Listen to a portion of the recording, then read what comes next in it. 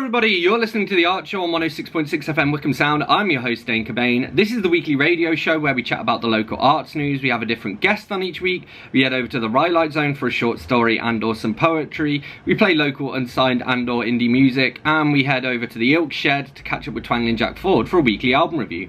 As always, you can find us on Facebook. If you search for The Art Show on Wickham Sound, you should be able to find us. You can email me here at the studio on dane.cobain@wickhamsound.org.uk. That's dane.cobain@wickhamsound.org.uk.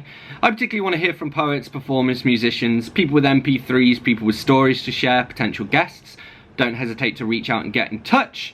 You can also listen to us again. We're repeated on Monday nights on Wickham Sound. We're on the Wickham Sound Listen Again. We're on iTunes, Spotify, and wherever else you get your podcasts. So we're going to kick off this week's episode by heading over to the Rhylight Zone, and this is some flash fiction provided to us by previous guest, A.B. Frank.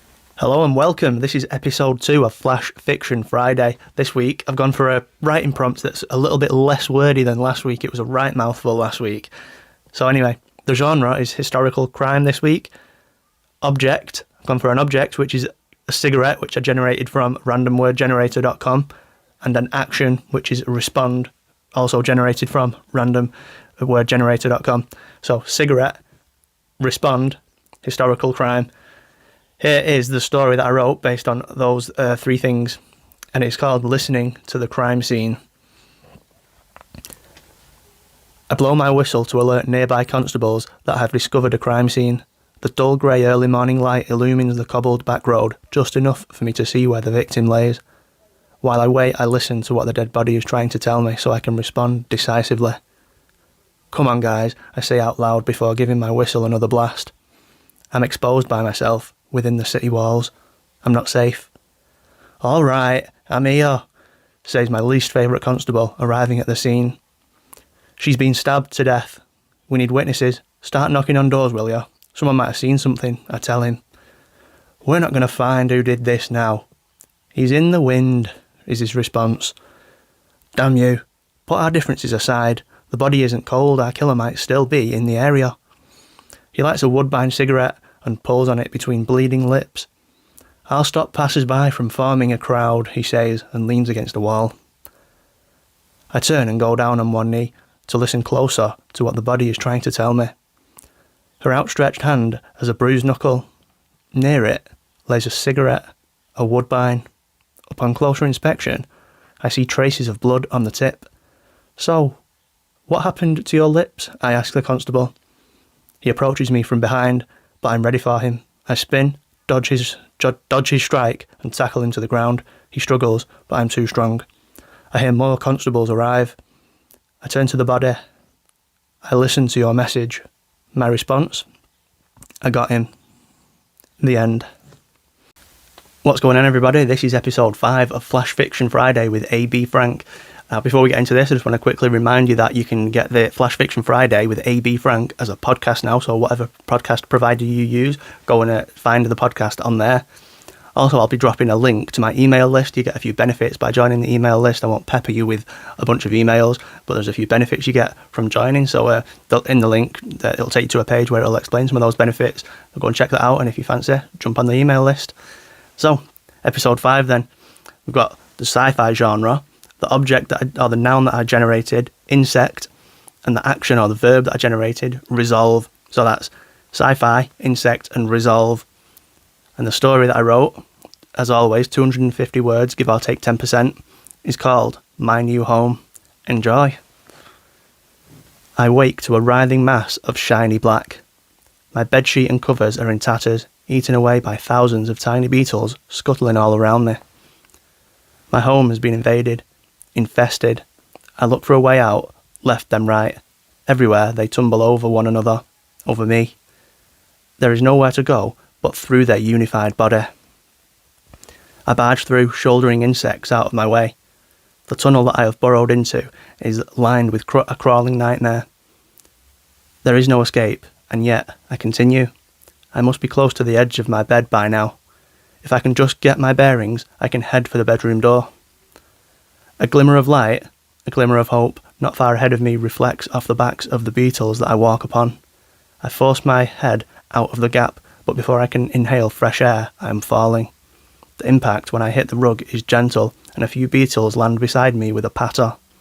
The fur fibres of the rug tower over me, and I am hungry. The urge to eat overwhelms me, but it is oh so natural. I am with friends and we dine together. It is natural, for I too am a beetle now. This rug is my new home, at least for the time being. When it is no more, we will seek out another place to indulge, my new friends and I.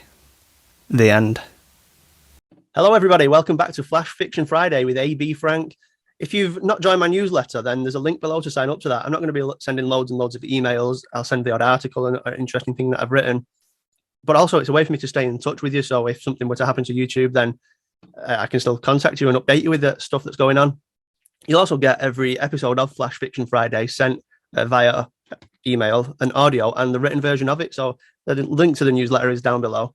And so this week I've gone for the sci-fi horror genre, but this is also sort of the weird fiction genre as well, I think. And on random word generator, the object that I generated, or the noun, was bath, and the action, or the verb that I generated, was mutation. And the story that I wrote, titled Nuzzled, is as follows. The gas streetlight shone a small yellow pool onto the pavement and into the road just outside my building.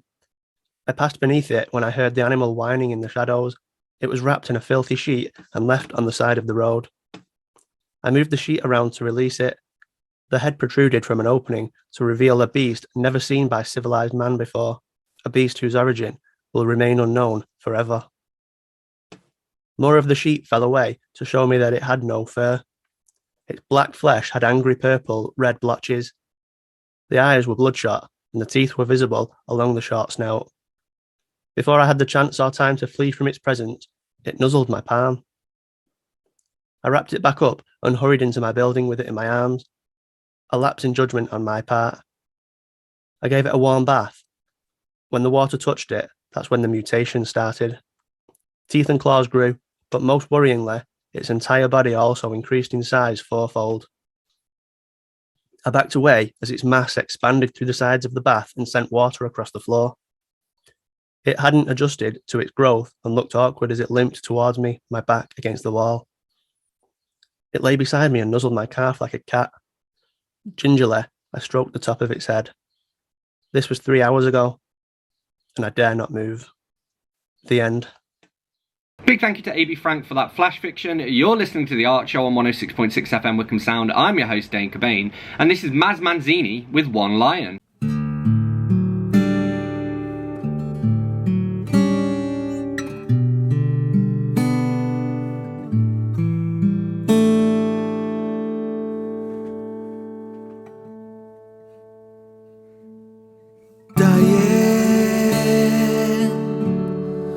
On my own, 3 lions, but it feels like one. Running, shamed and vexed, from Highlanders in Nordic dress, take solace, we're in this together.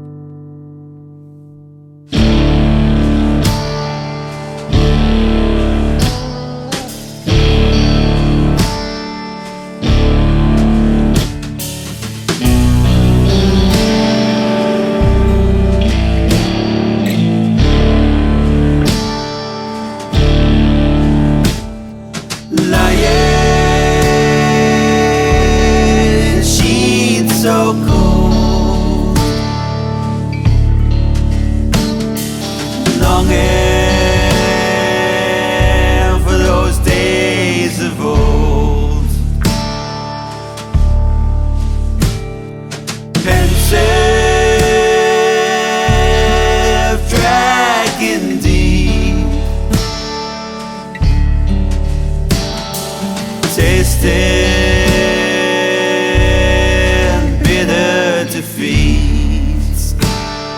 again. Take solace, we're in this together. So far, whoa. Hope lift you up, you can't in the highs. Then you feel like you're drowning with tears in your eyes. Under the veil, apathy rises, and you long for surrounding yourself with the guys. You locked down again. You locked down again. You're wasting the pain. You locked down again. Shut down again. Shut down again. Wasting the pain. Shut down again. So far, whoa.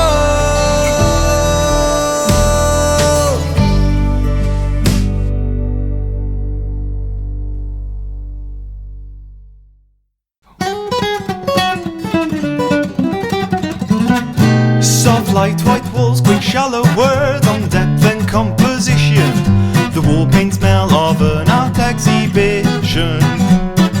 A young blonde lady stops at something bit unusual. A somewhat edgy, brighter colour purple. And she looks beyond the silly shapes. She feels she can relate. Says to the artist standing by, why do you paint this way?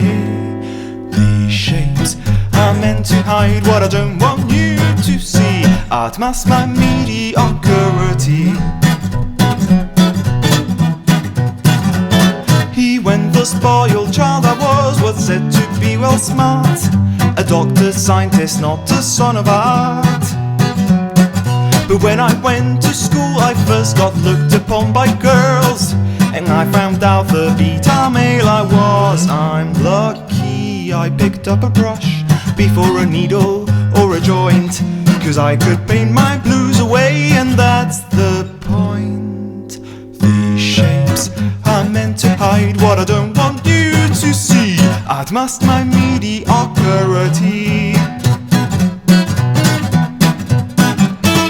What do you think this represents? He pointed, she replied. An endless struggle searching for the light. It is one way to put it, but the title may as well say frustration after 40 failed days. You'll never fool a woman into thinking you're a caring man. It's far easier to try and make of her your fan. These shapes are meant to hide what I don't want you to see. I'd mask my mediocrity.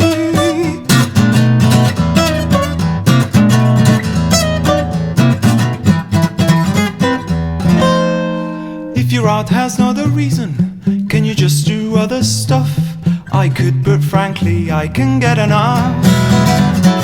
The brush, my needle and my joint, and in the time I could have become a doc or prof, I just got hooked. I'd die for a fry up for two and a shopping afternoon. A job of social use, but most of all I'd die for you. But I've replaced desire with yellow, love with red and peace with blue. How can I quit the frame of mind that gets me through? And that she had to go and didn't say goodbye. Oh well, there goes another one, he sighed.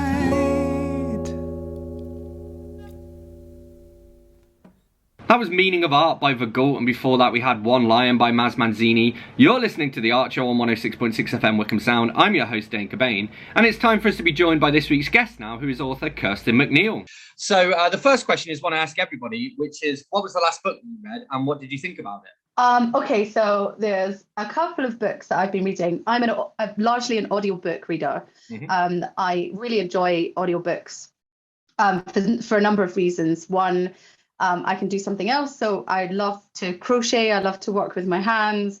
I love to walk.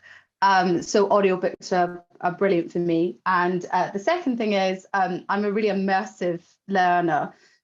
So being in the book, like literally in the book when you're listening to a story is amazing. And I think something about being a storyteller myself and hearing a story as an auditory learner is a brilliant way to read. So I just finished two really great books. One is called The End of Men, which is a pre-pandemic book that was brought out last year, was written pre-pandemic, and it's about a virus that kills most men within 48 hours. And it's been written by an anthropologist. And it's fascinating her view of what happens, 2, 3, 4 years after the event. Yeah. What happens to government, what happens to regulation, as well as the immediate fallout from a virus. I actually downloaded it during the pandemic, but didn't touch it. And it's a really good one to read. And as a mother of as a mother of 2 boys, and I am married to a man, it really actually made me feel very, feel very appreciative of my family, which was I didn't expect from the book that talks about women taking over effectively and taking control. But it was really great. It was a really great one. And actually, as an audiobook, it has about 10 different voices because it's written from different perspectives, which I thought was really clever. And then conversely, whereas that book was going up in numbers, so it was day 1, day 2, day 300, day 1000. I also listened to a sorry, let me just put everything off so I'm not being notified by stuff. I also read a book that was about time going backwards. And I listened to them back to back. It was really strange that this happened. So this is a book called The Wrong Place, Wrong Time by Gillian McAllister. It's her, I think, 8th or 9th crime novel. And she witnesses her son killing someone. And then she wakes up the next day, but it's the day before. And then she wakes up the day before that. So the story is told day -1, day -2, week -3, all of that. And she tries to try and figure out why this event happened. And she keeps on going backwards in time. So it's been quite interesting, the fact that I chose 2 books that were quite opposite to each other in the storyline. Yeah, awesome. Yeah, it's sort of a similar storytelling device, but from different angles. And I like as well, you talking about the idea of just storytelling in general. I suppose audiobooks kind of take us back to how storytelling began, when it was literally, a big group of people around a fire and somebody telling a story, Yeah, absolutely. And it's really interesting because quite recently I follow quite a lot of book talkers on TikTok. Quite recently, there's been a bit of an outrage by audiobook listeners because some quite influential, I guess, book talkers have been saying that audiobooks is not audiobook listeners are not readers, right? And the whole storytelling example came from a rebuttal from a TikTok that I saw, which is all about, how do you think stories began? Yeah, we tell stories, and it's a natural it's a natural way of learning and reading. So I think it's great that it's so much more accessible. Yeah, and that's a really good point. I mean, you can see in the background, I've got a BookTube sign up there. So BookTube is the YouTube version of BookTok, essentially. So I use TikTok a little bit, but I've sort of participated in BookTube for a while now, and they had the exact same sort of discussion. about whether audiobooks are reading or not. And one of the arguments I heard, and you again just mentioning like the accessibility, is that it's almost ableist to say that audiobooks aren't reading, because if you're blind, for example, that's the only way you can read. So, you know, and again, as long as it's what I would say is, if it's an abridged audiobook or like a, you know, dramatization as opposed to just flat out reading the book, then you're maybe not reading the same book. You're reading like a different version of the story. But I definitely would say it's reading. And I mean, I love audiobooks myself as well. So if you want to get into this discussion just for another few minutes around abridged versions are also very accessible. I was at a local tabletop sale, and I met another local author, another independent author, and he had abridged some effectively quite long and boring traditional classic stories. Yeah. So one of them was Moby Dick, and the other one was Sense and Sensibility. No, Little Women, sorry. One of them was Moby Dick, and the other one was Little Women. And not only had he abridged it for children, but he'd made it in rhyming couplets. Nice. Which I think is incredibly difficult, to take someone else's story. And he did it really, really well. And therefore, you get the essence of a story for younger readers or readers that find it difficult to read long stories. So actually, even abridged versions of stories, if they are done well, which most of them are, they are more accessible as well. Yeah, no, that's a great point. Cool. So obviously I want to talk to you about your own writing, and you've got a bunch of different books out. I guess a good place to start would be if you sort of let us know how you first got into writing and how long you've been writing for. Well, you could say that I've been writing since I was an early preteen, I guess. I always kept a diary, and the reason why I write is to connect. And whether that's connecting with myself through a diary or journaling, or whether it's connecting with family or friends or connecting with others, that's the reason why I write. So I've always written poems, especially. I've always written stories or told stories to children, nieces, nephews, my own children, for a very long time. When it's people's birthdays, I always used to write a little rhyme in their birthday card. Yeah. And it wasn't really until I started reading more children's books that I realized I could probably see myself as a children's book author. And then I had a bit of time. You know, I took redundancy during the pandemic. I had a bit of time. I'd already written probably about 10 or 12 poems that summer that had been in my head, and I'd written them down. And I decided, okay, I'm gonna see what I can do here. So 2021 was when I first self-published my first book, My Brother is a Vampire. And that's a bit of a crazy story, and it's a bit of a social media success as well, because I found my illustrator through a hashtag on Instagram. Okay, nice, yeah. I found both my illustrators through a hashtag on Instagram. Hashtags do work, please. Yeah. Creative people, keep on using them, okay? I know social media is quite difficult at the moment, but it really does work. I followed a hashtag, I think it was children's illustrator or children's book illustrator, and I found a few people, and I asked for a few examples of their work. And from the moment that I met Stephen, something clicked. I realized that we were going to work really well together. And within 4 months, so from the 10th of February to the 10th of June when the books arrived, it was 4 months. And that was crazy. So in that 4 months, I did a Kickstarter. I raised £5,000.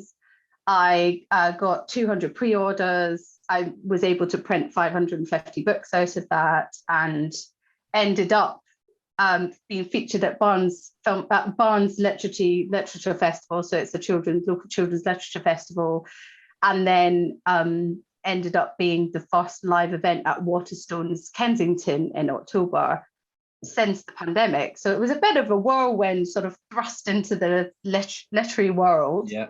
But it was really great. It's it's amazing to be able to do that. No, and I think the reason why I didn't maybe start this journey earlier was because it just seemed really inaccessible, and it seemed like there was only one route to be published. Yeah.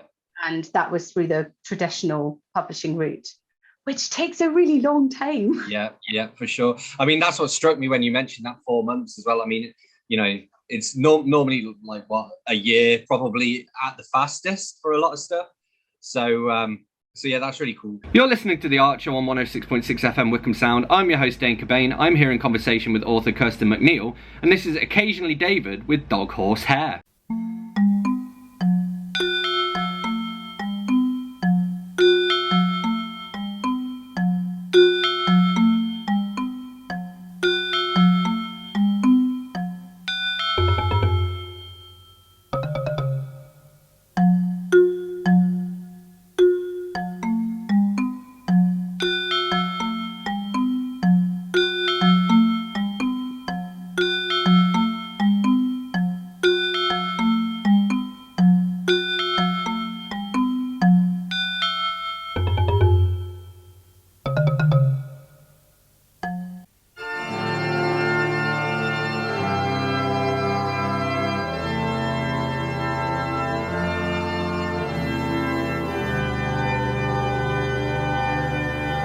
I got old-fashioned thoughts in my mind,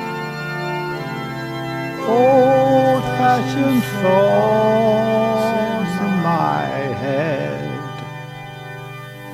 I've got old-fashioned teeth in my head, and old-fashioned tea in my cup.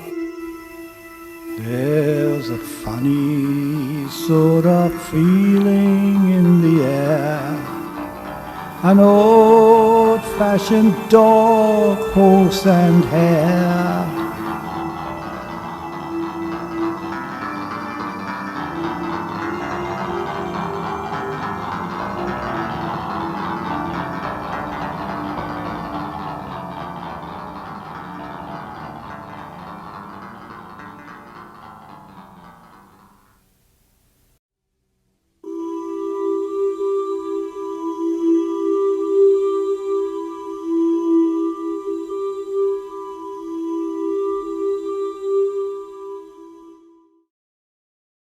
That was Dog Horse Hair by Occasionally David. You're listening to The Archer on 106.6 FM Wickham Sound. I'm your host, Dane Cobain, and I'm joined here in conversation by this week's guest, who is author Kirstin McNeil. And I wanted to kind of follow up with that as well, because one of the questions I have is, how Scottish is your family, and is your brother a vampire?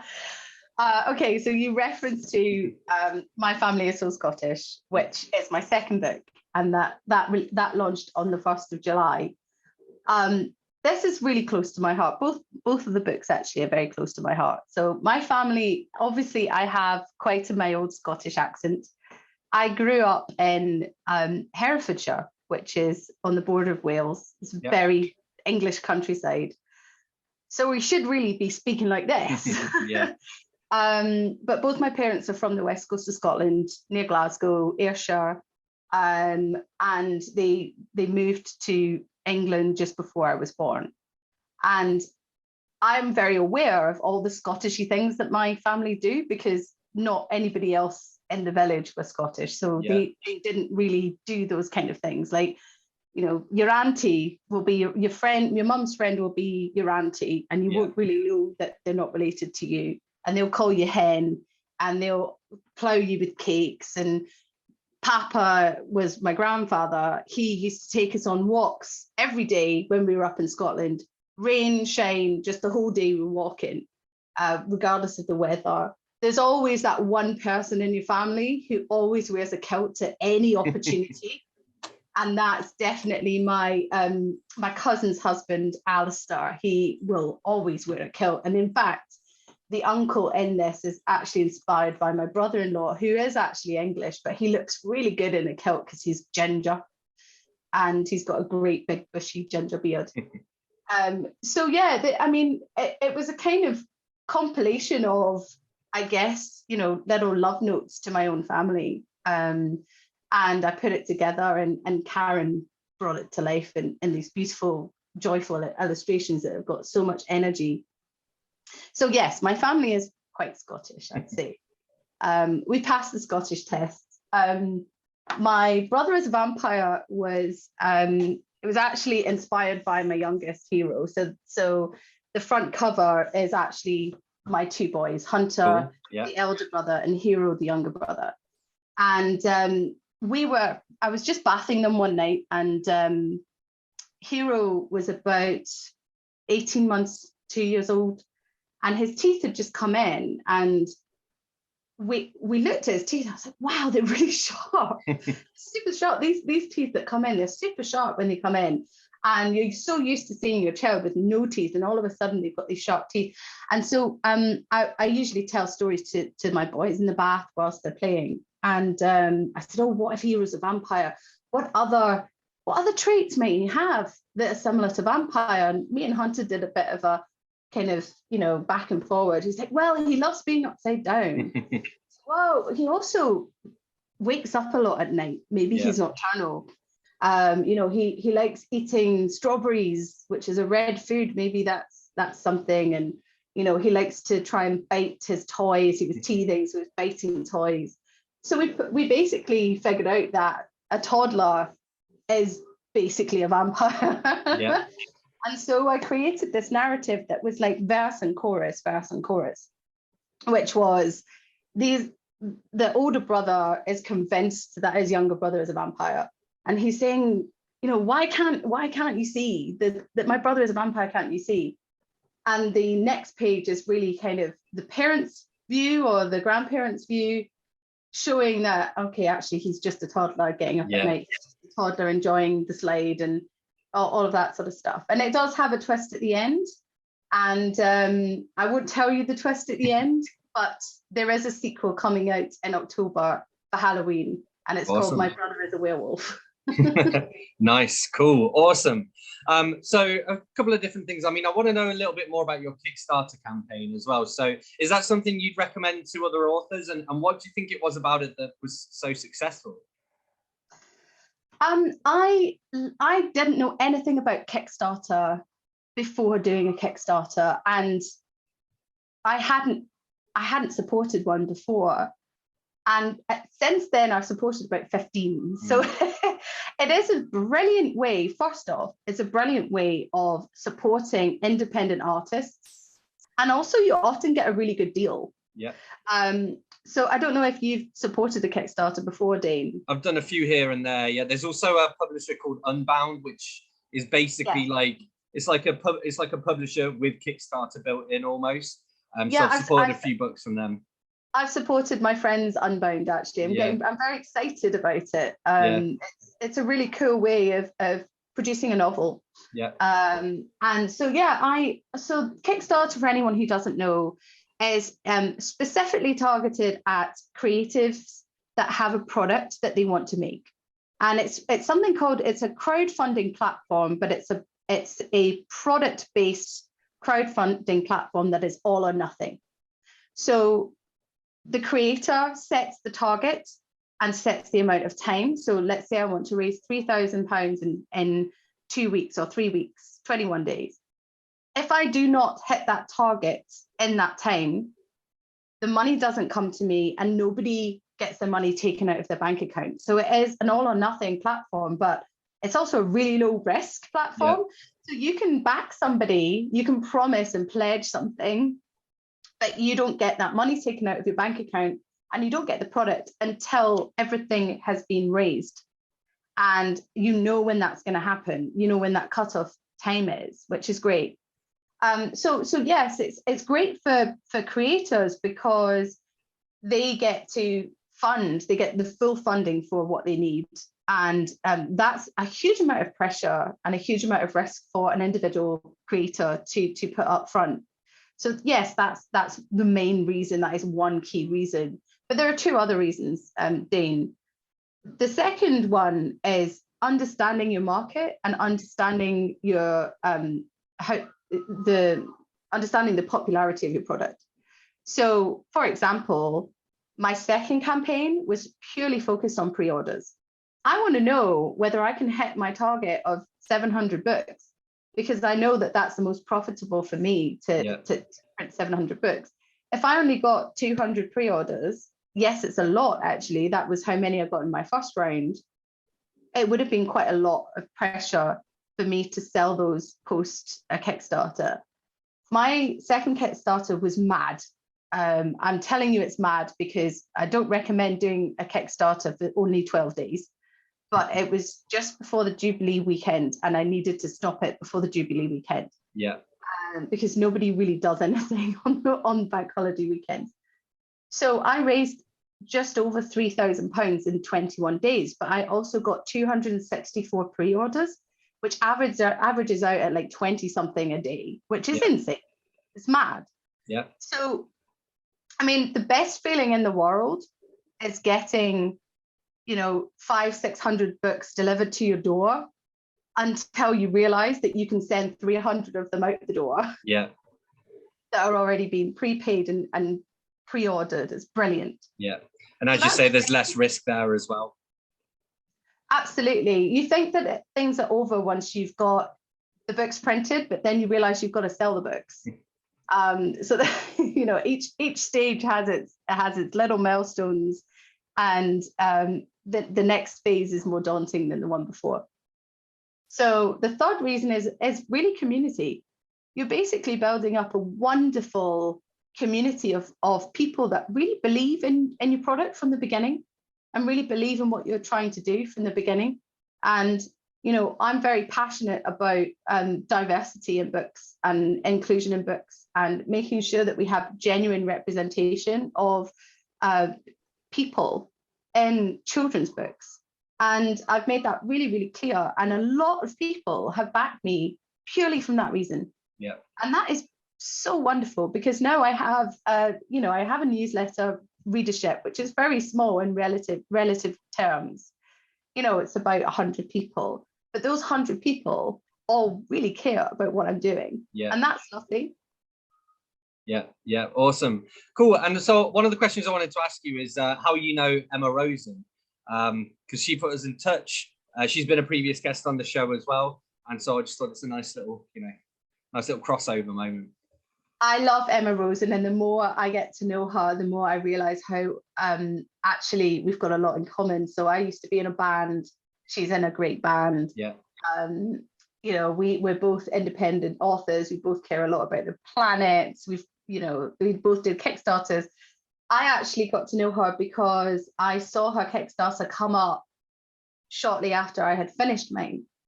And Kickstarter is a really emotional journey, and it takes a lot of energy out of the creator. Yeah. And I had just finished that, and I wanted to almost give something back straight away.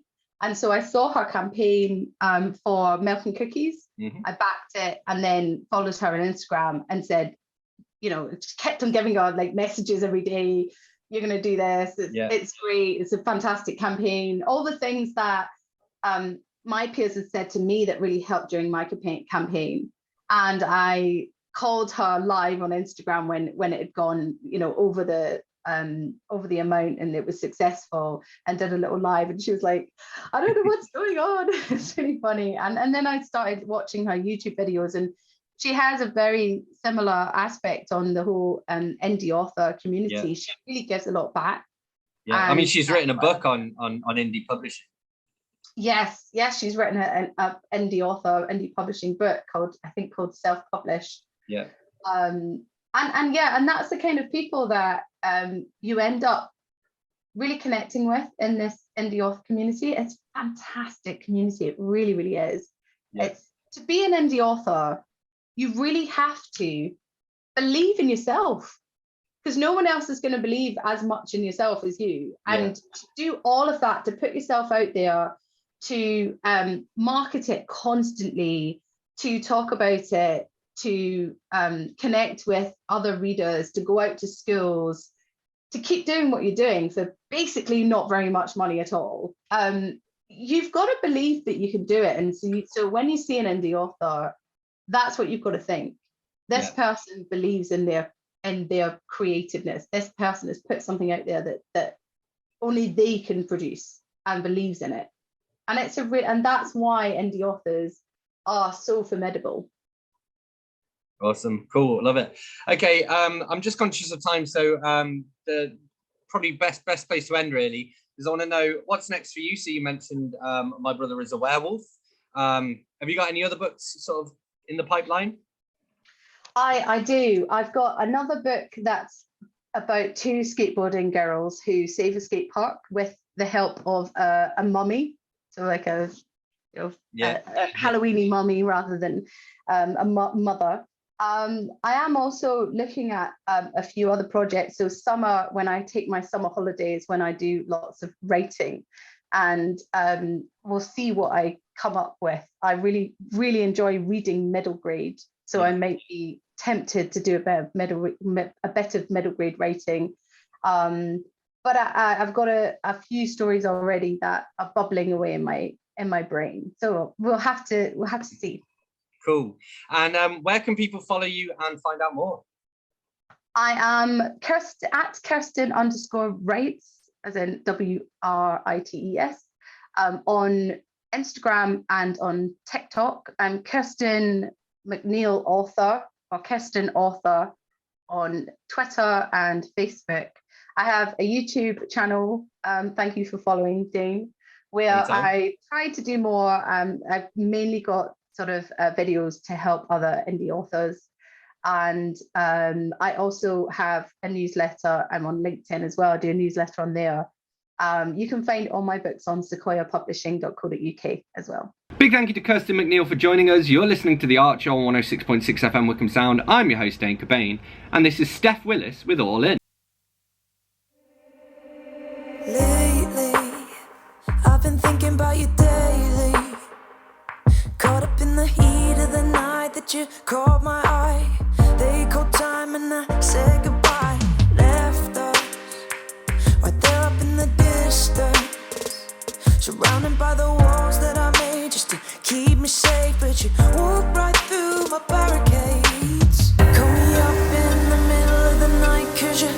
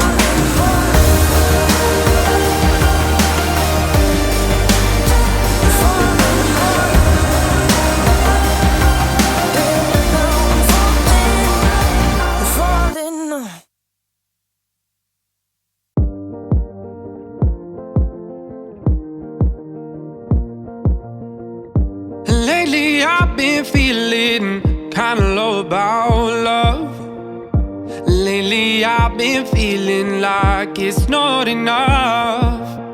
What happened to the buzz when we used to touch? Where did the magic go that we call love? So take me back to the river, take me back to your love. Take me back to the river, take me back to your heart. Let your love wash over me, it's so clear to see. Take me back to the river, take me back to your heart. Oh, I don't wanna let go of everything we've got. Oh, I don't wanna be the one to say goodbye. But what happened to the buzz when we used to touch? Where did the magic go that we call love? So take me back to the river, take me back to your love. Take me back to the river, take me back to your heart. Let your love wash over me, it's so clear to see. Take me back to the river, take me back to your heart.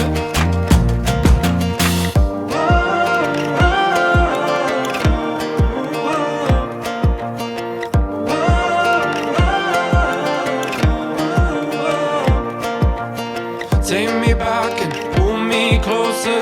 Take me back and be my lover. Take me back and pull me closer. Take me back and be my lover. Take me back and pull me closer. Take me back and be my lover. Take me back and pull me closer, closer. So take me back to the river. Take me back to your love. Take me back to the river. Take me back to your heart. Oh, let your love wash over me, it's so clear to see. Take me back to the river, take me back to your heart. So take me back to the river, take me back to your love. Take me back to the river, take me back to your heart.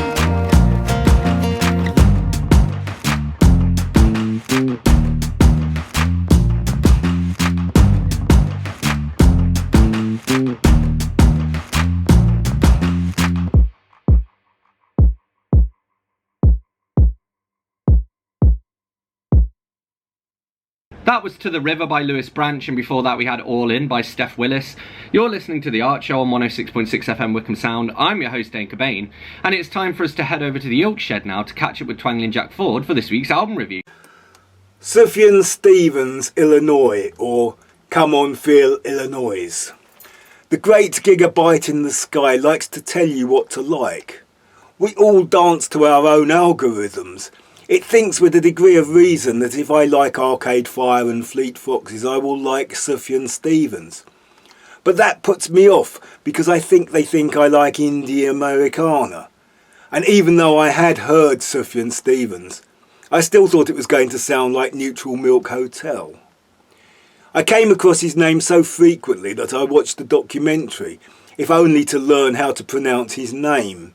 The documentary saved me from ploughing through a very large body of work and made me conclude that I would listen to 2 albums on Amazon Prime and buy this one for the van. As expected, there is acoustic guitar, but it is never just acoustic guitar. There is always something else interesting going on, organic or electric. There are woodwind ensemble parts reminiscent of the Penguin Cafe Orchestra. Yet even the usually mournful sound of the oboe sounds cheery. He sings a song about a serial killer that comes across as sympathetic. He makes a virtue of the way the killer dresses as a clown for his victims, and the tender respect he shows the corpses. Yet he is a Christian and has recorded an implausible number of Christmas songs. To me he sounds like the Flaming Lips on auto-tune, with the happy clappiness of the polyphonic spree peppered with some classical minimalism, with some traces of Philip Glass and Steve Reich. Illinois is a big Brian Wilson smile of an album. It is how my mind would sound if all my thoughts were sung by the sweetest of voices with a heavenly choir, and Tijuana Brass. For a crash course in Sufjan Stevens, I would check out the song Chicago. I would be disappointed if you were disappointed. When I hear talk of Sufjan Stevens, I also hear the name Bon Iver mentioned. I found this Bon Iver CD, For Emma Forever Ago, in the Beaconsfield Oxfam Music and Bookshop. Bon Iver are exactly how I expected Sufjan Stevens to sound. It has the same high-pitched singing of sweet melodies, but little of the experimentation, and though very pleasant, it throws up few surprises. It was very good to cycle to. If you look for pictures of Sufjan Stevens, he is often pictured standing in front of colourful angels' wings, whereas in my mind I picture Bon Iver in sepia tones, like the band on the cover of their self-titled album. Sufjan Stevens, Illinois, Bon Iver, For Emma Forever Ago. Big thank you to Twangly and Jack Ford for this week's album review. Thank you to Kirstin McNeil for being this week's guest. Thank you to AB Frank for the Rhylight Zone submission. And thank you to everyone whose music I've shared. As always, you can reach out to me here at the studio with any feedback on dane.cobain@wickhamsound.org.uk. That's dane.cobain@wickhamsound.org.uk. And I particularly want to hear from poets, performers, musicians, people with MP3s, people with stories to share, potential guests, people with arts news, etc. Do get in touch. You can also find us on Facebook if you search for The Art Show on Wickham Sound. You should be able to find us. And we're repeated here on Wickham Sound on Monday nights. We're on the Wickham Sound Listen Again. We're on iTunes, Spotify, and wherever else you get your podcasts. So, as always, thanks a lot for tuning in. I'm going to leave you with one last tune now, and this is Jordana Blake with U-Shaped Hole featuring Tim Pennell and Zach Moore. I'll see you next week.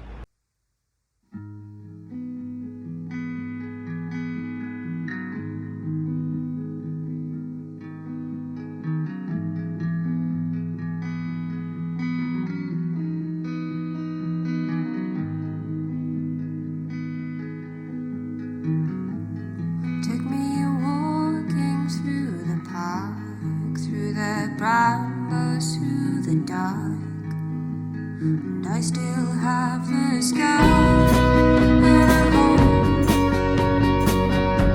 a U-shaped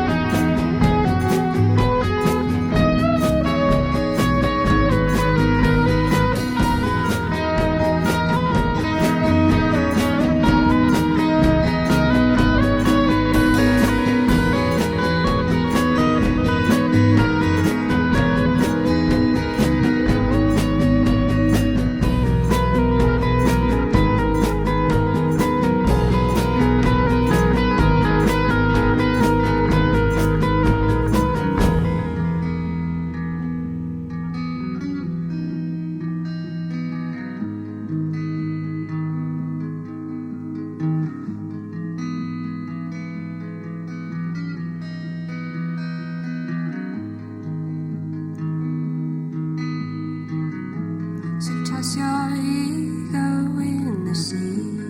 Don't want me, that's news to me, 'cause I still